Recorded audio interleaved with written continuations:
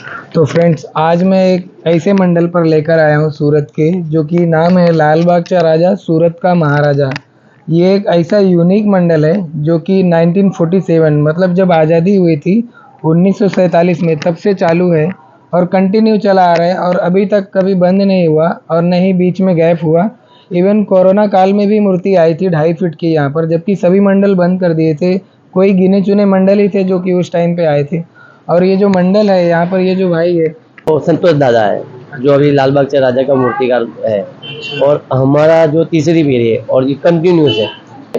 सबसे पहले मुंबई से लाने वाला यही एक मंडल है, श्री जाड़ाबाव गणेश मंडल ट्रस्ट। 1947 में इधर 3 ही मंडल था, उसमें से एक हमारा मंडल था। तो मेरे भी लड़का नहीं था, मैंने इधर बाजा ली, लड़का हो गया। वो मेरी दीदी है, उसका लड़के को लड़का 10 साल से नहीं हो रहा था। अगले साल उसने बाजा लिया और उसका लड़का हो गया। और ये बाजा का ही मूर्ति है इस बार। सीरियलाइज एक मौसिया थे, उसका उम्र शायद होगा 75 साल होगा, 70-75 साल। उसने टीवी में देखा कि लाल बाग के राजा जो बनाते हैं संतोष कामली, उसी के द्वारा ये मूर्ति सूरत में आती है। तो वो वहाँ से आई और स्टेशन से आई, वहाँ से नंदवा करके आई, दंडवा करके आई। और फिर उसने इधर बाधा रखी और उसका बाधा उसका पूर्ण हुआ। और यहाँ से जो फोटो ले गई वो उसके घर पे रखती है। और जिसका मानता होता है, यानी कि किसी का लड़का नहीं होता, किसी का घर नहीं होता है, तो उसका अक्खा साल वो फोटो पे बाधा रखवाती है। और वही सब जो इकट्ठा करके इधर आती है। और जिसका बाधा पूर्ण होता है उसको इधर साल में एक बार इधर लेके आते हैं।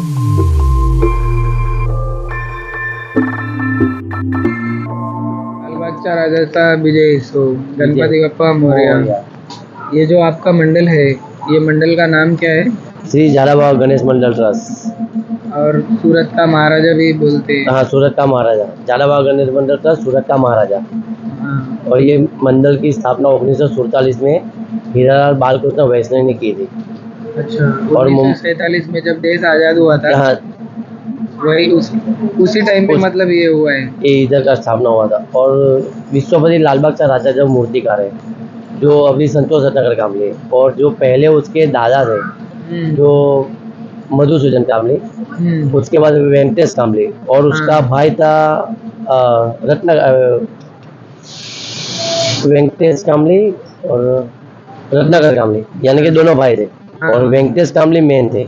अच्छा। और उसने वेंकटेश कामली नहीं रहे तो उसके भाई को दिया, वे रत्नाकर कामली। अच्छा। अभी जो है वो संतोष दादा है, जो अभी लाल बाग से राजा का मूर्तिकार है। और हमारा जो तीसरी पीढ़ी है और ये कंटिन्यूस है। जैसे कि मुंबई में ऐसा, कि सूरत में ऐसा कोई मंडल नहीं है कि कंटिन्यूस है। और कंटिन्यू चल रहे हैं। और कंटिन्यूस चल रहा है। आपका मंडल जो है कि लॉकडाउन जो लगा था कोरोना काल में भी कंटिन्यू था, कि जब कोई मंडल नहीं मूर्ति लिया? कोरोना काल में ऐसा हुआ था कि सूरत में भी ऐसा मंडल जो है जो मुंबई जाना चाहता है, लेकिन सब लोग डर रहे थे कि कोविड-19 में पुलिस वाले डाल देंगे। लेकिन मेरा मनोबल ऐसा बोल रहा था कि मैं तो जाऊंगा, जाने कुछ भी हो जाए।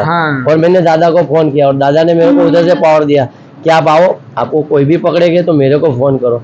और उस टाइम में सब लोग डर रहे थे, लेकिन मैं इधर से गाड़ी लेके गया और 2.5 फीट की मूर्ति लेके इधर बिठाया। अच्छा। यानी सूरत में भी कितने जो मंडल है कि जिसने गणपति नहीं बिठाया, लेकिन सारे बड़े बड़े मंडल थे जो कि नहीं कुछ कर नहीं किया। और आपने जो है कि उसको उस टाइम पे भी आपने पापा को लेके आए, नहीं तो छोटी मूर्ति, छोटी, लेकिन और वही हमारा जो परंपरा है वो हमने जारी रखा, वो हमने गैप नहीं गिराया। उस टाइम पे लाल बाग में भी शायद गैप कर दिए थे। उस बार में 2020 में जो लाल बाग में, उसमें भी उन्होंने गैप कर दिया था। उस लोगों ने मूर्ति नहीं बिठाया था।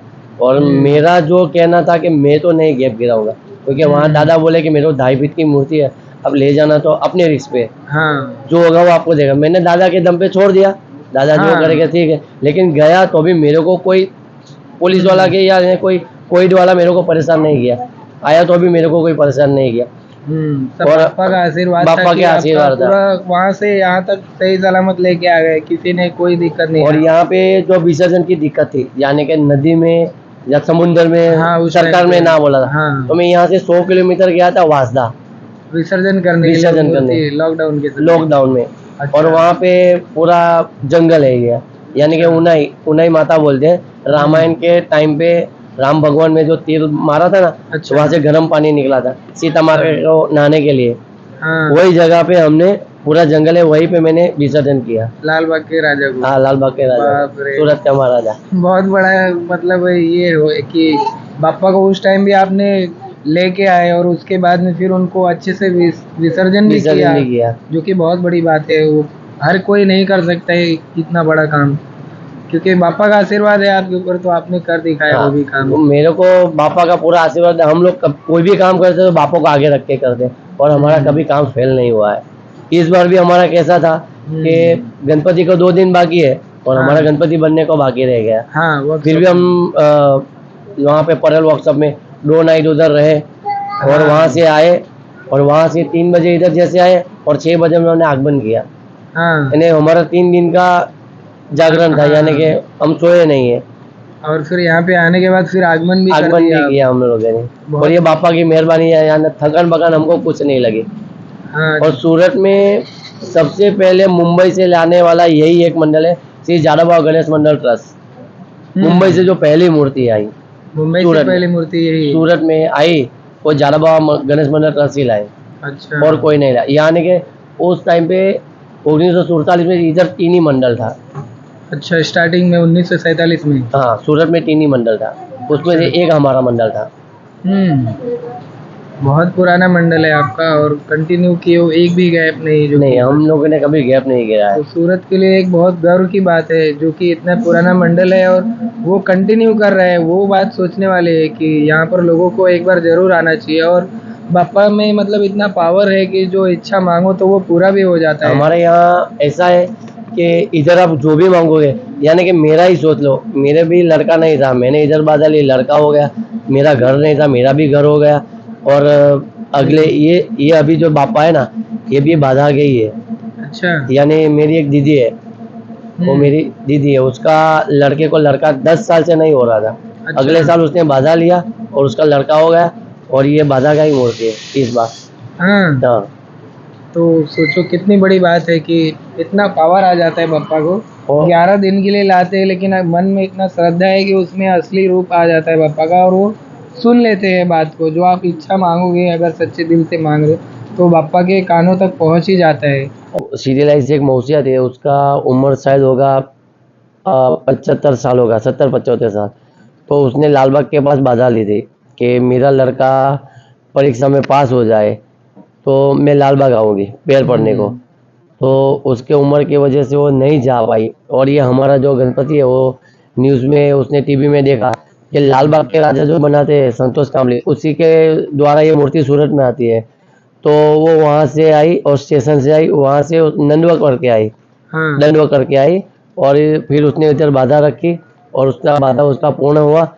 और यहाँ से जो फोटो ले गई, वो उसके घर पे रखती है।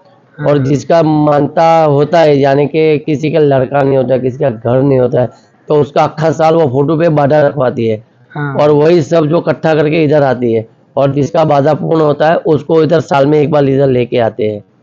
और अभी वो मौसी अभी भी आती है, कंटिन्यूस आती है बापा की सेवा करने। अभी तो उम्र हो गई, यानी कि वहाँ से अभी इधर गैस के पास से नंदाकोट के, लेकिन नंदाकोट करेगी जरूर, वो मौसी का ये एक श्रद्धा है। अच्छा। और इसका इधर बाधा पूर्ण होता है। अच्छा। और ये जो इनका हार वगैरह है, ये जो हार है, ये हार हमारा 2016 में एक कतार गांव से एक आदमी आया था, तो उसका लड़का उधर दुबई जाने वाला था, यानी कि उसका कुछ वीज़ा नहीं हो रहा था, उसे नौकरी नहीं लग रही थी।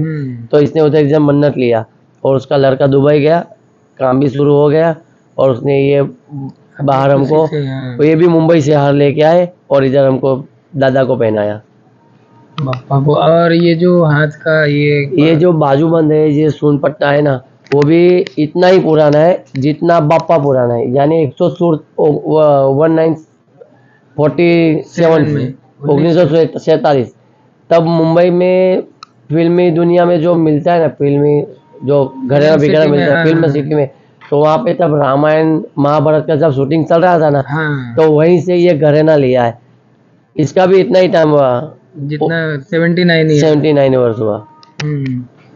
और जो बापा का ये क्या बोलते हैं हाइट वगैरह है, वो बापा का हाइट जो पहले से है, तो पहले 5 फीट का था, और जब रत्नाकर काम लिया है हाँ और उसने थोड़ा हाइट बढ़ाया, यानी कि संतोष दादा है, फिर उसके लड़के आए संतोष दादा, उसने फिर कंटिन्यूस किया 7 फीट, क्योंकि वो थोड़ा हाइट कम लग रहा था, इसके लिए बोला थोड़ा मैं कुछ अलग करता हूँ। हाँ और उसने चेहरा भी थोड़ा खिला है, अच्छा जैसे कि बापा हंस रहे हैं, अच्छा उसने अपने हिसाब से थोड़ा चेहरा अलग किया और उसने 7 फीट का कंटिन्यूस कर दिया। और ये बापा सिर्फ हमको ही मिलता है 7 फीट का, और किसी को मिलता नहीं है। अच्छा जैसे लालबाग में लालबाग को मिल रहा है, ऐसे हमारा भी है 7 फीट, हमको ही देते हैं। एक यूनिक बापा हो गया आपके लिए। हाँ, और दूसरे को जो देते वो 5 फीट देते हैं। अच्छा और ये जो बापा का कंटिन्यू आप चला रहे हो, ये जो पीढ़ी है आपका, वो कितना पीढ़ी है चल रहा है आपका अभी? ये हमारा तीसरा पीढ़ी है, यानी कि मूर्तिकार का भी तीसरा पीढ़ी है, हमारा भी तीसरा पीढ़ी है, और हमारे वहाँ जो महाराज पूजा करते हैं ना, उसका भी तीसरा पीढ़ी है। और ये हमारे एक रिकॉर्ड है हाँ कि मुंबई में, सूरत में ऐसा कोई रिकॉर्ड नहीं होगा कि एक ही परंपरा पे हम लोग चल रहे हैं। मूर्तिकारी भी सेम है और जो महाराज बैठाने वाले, है हाँ। उसका भी सेम है। उसका दादा आता था, उसका लड़का अभी उसका पोता आ रहा है। हाँ और आपका भी वही सीन है, तीसरी पीढ़ी आपका भी, जो पूजा कराते हैं उनकी भी तीसरी पीढ़ी, और जो मूर्तिकार है वो उनकी भी भी तीसरी तीसरी पीढ़ी। पीढ़ी मतलब है। कि बहुत सालों से रीति रिवाज हो गए कि नहीं, हमको अब यही जो लाल बाग का राजा जो है, सूरत का महाराजा, हाँ, इनको ही हमको करना है तो करना है। और करना है। आपको पूरा भरपूर सपोर्ट मिल रहा है। जो आपके चाली मोहल्ले वाले, हमारा उनका क्या रिस्पॉन्स है? उसका रिस्पॉन्स यही है कि हमारा पापा जो मुंबई से आते हैं तो लोग बहुत खुशी मनाते हैं कि इतना साल हो गया हम कंटिन्यूस चल रहे हैं, और इधर आते हैं बापा आते हैं तो सब गाना वाना बजता है, बापा का ही गाना बजता है। हम लोग हाँ। पिक्चर वगैरह का गाना नहीं बजाते हैं, हाँ, और नाच गाना करके हम इधर बापा को बिठाते हैं। और विसर्जन होगा ना, तब भी हम नाचते कूदते जाएंगे उधर बापा को विसर्जन करने। अच्छा और विसर्जन जैसे ही करना है तो आप कैसे विसर्जन करते हो बापा का? हम लोग विसर्जन करते हैं तो इधर से हम हजीरा पोर्ट पे जाते हैं, और यहाँ पे एक पूरा वो रहेगा, क्रेन वगैरह रहेगा, जो पूरा बंदरगाह है। बंदरगाह है, और लोखंड का पूरा प्लेट रहेगा, उसमें बापा को बिठाएंगे और उसका जो उधर जाएंगे बीच समुद्र में, उसका जो है बोल वो खोलेंगे, वापस उसको उठाएंगे, और इतना रीति रिवाज से अंदर रखेंगे, विसर्जन करते विसर्जन करते हैं हम लोग। अच्छा तो जो कि मतलब जैसे लाल बाग के राजा को बीच समुद्र में ले जाके उनको विसर्जन करते हैं, वैसे ही ठीक आप भी इनको जो है कि क्रेन के द्वारा बंदरगाह पे ले जाके और अंदर विसर्जन करते हैं। पूरा एकदम सिस्टमेटिक तरीके से बापा का जैसे कि सेवा करते हो, वैसे ही उनका विसर्जन भी करते हो। और आप जो है बापा का जो है पुराने, सबसे पुराने सेवकों में से आप हो अभी फिलहाल में, क्योंकि ये सब आपके बाद है। उनके बाद तो आपका क्या एक्सपीरियंस है? आप इंस्पिरेशन में क्या है कि जैसे मूर्ति है, मूर्ति हम लोग लाते हैं, जैसे बॉम्बे से लाते हैं, बॉम्बे से लाने के बाद में क्या है, हमको ट्रक से लाते हैं, जो ट्रक से लाने के बाद में क्या है, हमको जो 13 घंटा लगता है जो लाते फिर भी हम लोग क्या है उनको खंडित नहीं होने देते। स्लो में भी आते हैं, लेकिन भले दूसरे दिन हो जावे, लेकिन मूर्ति खंडित नहीं होनी चाहिए। उस हिसाब से लाते हैं कि हम लोग धार्मिक है, तो धार्मिक के हिसाब से हम मूर्ति को खंडित नहीं होने चाहिए। जिस हिसाब से यहाँ लाते हैं, यहाँ लाने के बाद में खुश हो जाते हैं, रखते हैं, उसके अंदर में बिठाते हैं, और खुशी से हम लोग जो भी है उनकी जो पूजा पाठ है वो धार्मिक सी हिसाब से ही होती है। ऐसे नहीं कि नहीं कोई फिल्मी गाना बजाना वो बजाना, वैसे नहीं, धार्मिक गाना बजाना। जैसे कोई आया है, कोई बोलता है कि हमको आरती लेनी है, जैसे कोई आया है तो उनको बोल देता कि समय से आ जाने का, उनको आरती कर देने का। ऐसा व्यवहार नहीं है कि जो पैसा लेके भी हम लोग आरती कराते हैं, ऐसा कोई व्यवहार नहीं है यहाँ पे। उनको जो भी है वो धार्मिक के हिसाब से आओ, जो प्रसादी लगती है वो रखो, और धार्मिक के हिसाब से करो। कोई भी ऐसा भी एपी कल्चर नहीं है कि नहीं, और किसी से ऐसा नहीं कि नहीं आप नहीं आ सकते हुए आप क्यों आए। सब लोग आओ, बिंदास दर्शन करो, चरण स्पर्श करो, सब कुछ करो, कोई रोक टोक नहीं है। और बहुत ही नॉर्मल मंडप है, नॉर्मल मंडल के लोग हैं, किसी का ऐसा नहीं है कि किसी का व्यवहार खराब है, कुछ नहीं। यहाँ पे दूर दूर से लोग आते हैं, रात को पूरा रात भर कोई ना कोई हमेशा आते रहते हैं दर्शन करने के लिए। और 79 ईयर जो है कि बहुत बड़ा एक टाइमिंग होता है, और ये तीसरी पीढ़ी है जो कि कंटिन्यू कर रही है, और मंडल की भी तीसरी पीढ़ी है, उसके बाद मूर्तिकार की भी तीसरी पीढ़ी है, और जो पूजा कराते हैं वो पंडित, उनकी भी तीसरी पीढ़ी है। मतलब कि पीढ़ी दर ये जो है कि कंटिन्यू चलता आ रहा है। और जो ये बापा का ये क्या बोलते हैं, एड्रेस एड्रेस नहीं, ये बोलना जो सूरत से ये सूरत मुंबई से जो मूर्ति आ रही है बापा का, तो ये सबसे पहले मूर्ति यही चालू हुई थी मुंबई से आने के लिए। सूरत में जो पहला मंदिर था जो मुंबई से आ रहे हैं, तो सूरत में ये पहला बापा मुंबई से आया था, क्योंकि सूरत को ऐसी हमारे जो स्थापन थे उसको यहाँ पे मूर्ति देखा, उसको नहीं अच्छा लगा, नहीं जमा कि मेरे को मुंबई जाने का है। तो लोग घूमते घूमते लाल बाग गए और लाल बाग जाके ये मूर्ति उसको दिखे कि मेरे को यही मूर्ति ले जाने की। हाँ 1947 में। तो सूरत में पहला ऐसा मंडल है जो मुंबई से लाया था। बाकी ऐसा कोई मंडल नहीं है जो 1947 में मुंबई से लाया था। एक जाड़ाबाव गणेश मंडल ट्रस्ट है, वो जो मुंबई से पहला ही मूर्ति लाया था। ऐसा कोई मंडल नहीं है। और हमारा जो एड्रेस है वो सूरत जाड़ाबाव रेलवे स्टेशन के बगल में जो बराचा का गंडाल है ना, वहाँ से आप लेफ्ट मारोगे तो जाड़ाबाव का मंदिर आएगा, वहीं पे अपना बोर्ड दिखेगा, लाल बाग चा राजा सूरत का महाराजा। तो जरूर आइए, आप सब लोग आइए यहाँ पर, बापा का आशीर्वाद लीजिए। लाल बाग चा राजा जो है सूरत का महाराजा, तो एक बार जरूर बापा का विजिट कीजिए, दर्शन कीजिए, यहाँ पर आकर बापा का आशीर्वाद लीजिए, आपकी भी मनोकामना जल्द पूर्ण होगी।